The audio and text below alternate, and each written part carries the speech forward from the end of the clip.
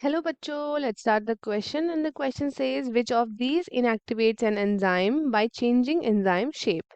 कौन सा एंजाइम को इनएक्टिवेट करता है उसकी शेप चेंज करके? तो सबसे पहला है हमारे पास एलोस्टेरिक इनहिबिटर, दूसरा है हमारे पास इरिवर्सिबल इनहिबिटर, तीसरा है हमारे पास कॉम्पिटिटिव इनहिबिटर या फिर ऑप्शन डी है हमारे पास multi enzyme complex. So let's start with the key concept. The concept.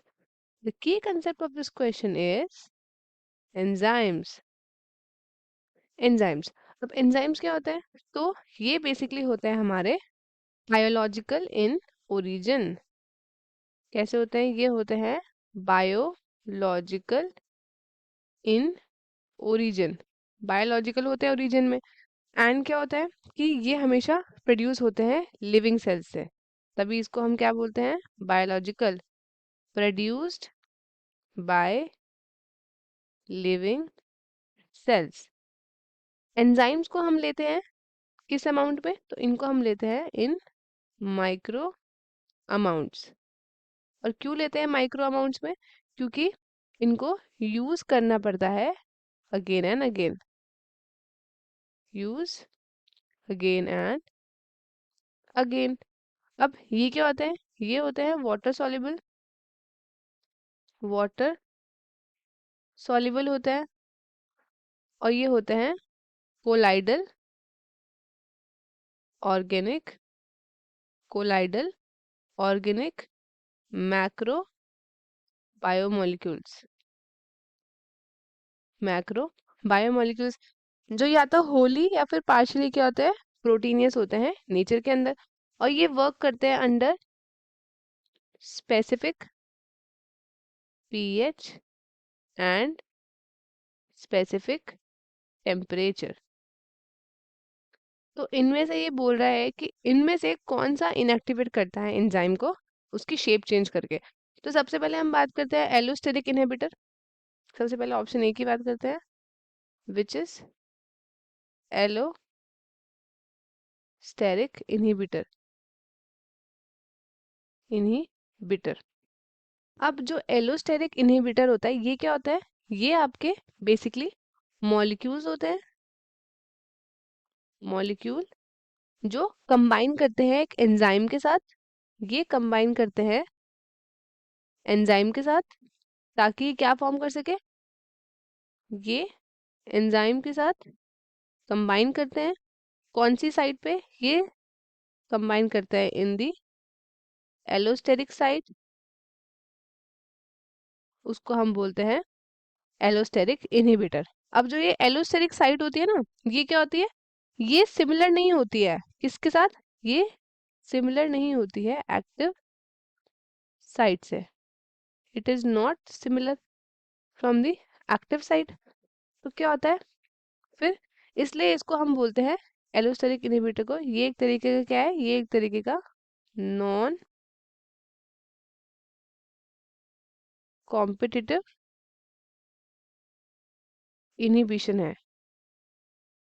Non competitive inhibition. मैं इसकी एग्जांपल की बात करूं तो एग्जाम्पल में हमारे पास है एटीपी, एडिनोसिन ट्राइफॉस्फेट. ये एक एग्जाम्पल है एलोस्टेरिक इनहिबिटर का. अब नेक्स्ट ऑप्शन क्या है हमारे पास? नेक्स्ट ऑप्शन है इरिवर्सिबल इनहिबिटर. तो ये देख लेते हैं. Irreversible inhibitor. तो ये क्या होता है? सब्सटेंस होते हैं जो क्या करते हैं? ये कंप्लीटली या फिर आप कह सकते हो परमानेंटली ब्लॉक कर देते हैं action of enzyme. Permanently blocks the action of enzyme. ये उसको परमानेंटली ब्लॉक कर देता है. अब नेक्स्ट ऑप्शन क्या है? नेक्स्ट ऑप्शन है हमारे पास कॉम्पिटिटिव इनहिबिटर. नेक्स्ट है हमारे पास कॉम्पिटिटिव इनहिबिटर. तो ये क्या होता है हमारे पास? इसमें क्या होता है? जो इनहिबिटर मॉलिक्यूल होता है ना, वो एक स्ट्रक्चरल सिमिलैरिटी शो करता है. किसके साथ? सबस्ट्रेट के साथ. क्या शो करता है? ये शो करता है स्ट्रक्चरल सिमिलैरिटी किसके साथ? सबस्ट्रेट मॉलिक्यूल के साथ। ये क्या करता है, ये आपके compete करते हैं बाइंड करने के लिए एक्टिव साइट्स के लिए, ताकि ये क्या करे, ये करे compete बाइंड करने के लिए ऑन दी एक्टिव साइट। अब क्या होता है, जब एक इनहिबिटर बाइंड करता है ना एक्टिव साइट पे, तो क्या होता है, जो आपका एंजाइम इनहिबिटर कॉम्प्लेक्स बनता है ना, एंजाइम और इनहिबिटर कॉम्प्लेक्स, वो बनता है आपका। और वो क्या हो जाता है, एंजाइम की एक्टिविटी आपकी लास्ट में क्या हो जाती है, वो एंजाइम की एक्टिविटी हो जाती है आपकी रिड्यूस्ड। क्या हो जाती है, वो हो जाती है हमारी रिड्यूस्ड। तो ये बेसिकली क्या हो गया, कॉम्पिटिटिव इनहिबिटर इनहिबिशन अगर आप बोलो तो ये एक इंटरप्शन है केमिकल पाथवे का। इसमें क्या होता है, एक केमिकल सब्सटेंस इनहिबिट करता है या फिर इफेक्ट करता है दूसरे के लिए, और फिर उसके बाद उनको compete करना पड़ता है उसको बाइंड या बॉन्ड करने के लिए। तो ये हमारे पास आता है कॉम्पिटिटिव इनहिबिटर में। तो इसका एग्जाम्पल हमारे पास है मेलोनिक एसिड। इसका एग्जाम्पल अगर हम देखें तो we can write malonic acid. ये एक्ट करता है एज अ कॉम्पिटिटिव इनहिबिटर।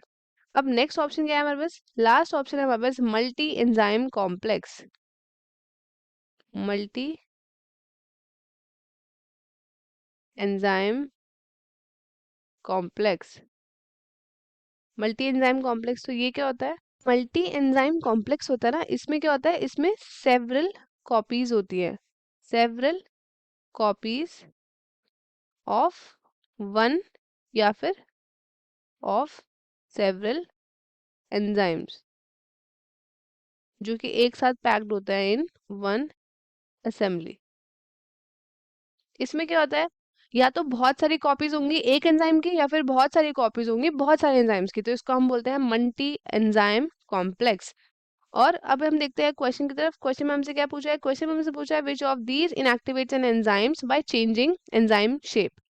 सबसे पहला है हमारे पास एलोस्टेरिक इनहिबिटर, दूसरा है इरिवर्सिबल इनहिबिटर, तीसरा है हमारे पास कॉम्पिटिटिव इनहिबिटर, या फिर ऑप्शन डी है हमारे पास मल्टी एंजाइम कॉम्प्लेक्स। तो जैसा कि हमने देखा था, एलोस्टेरिक इनहिबिटर कौन होते हैं, ये आपके क्या करते हैं, ये आपके बाइंड करते हैं टू अ डिफरेंट साइट, तो इसलिए ये क्या करते हैं, ये आपके शेप और कॉन्फर्मेशन चेंज कर देते हैं एंजाइम मॉलिक्यूल का। तो इसलिए हमारे पास जो करेक्ट ऑप्शन है वो है option A, that is allosteric inhibitor. और बाकी के ऑप्शंस क्या हो जाते हैं आपके, बाकी ऑप्शंस हो जाते हैं आपके गलत। तो स्टूडेंट्स, आई होप आपको क्वेश्चन अच्छे से समझ में आएगा। All the very best and thank you.